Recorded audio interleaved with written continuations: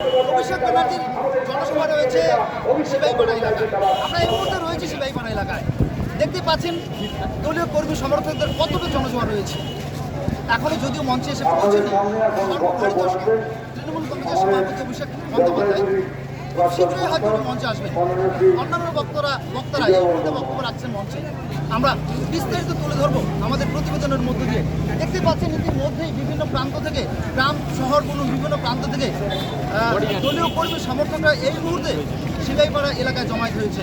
রাস্তায় কতটা ভিড় হয়েছে, প্রশাসনিক নিরাপত্তা রয়েছে জোরদার। দলীয় কর্মী সমর্থকরা ইতিমধ্যেই প্রবেশ করছেন মঞ্চে, বিভিন্ন বক্তারা কিন্তু বক্তব্য রাখছেন। আমরা বিস্তারিত তুলে ধরবো। আমার যিনি ক্যামেরা পাশে রয়েছেন তাকে বলবো তুলে ধরার জন্য।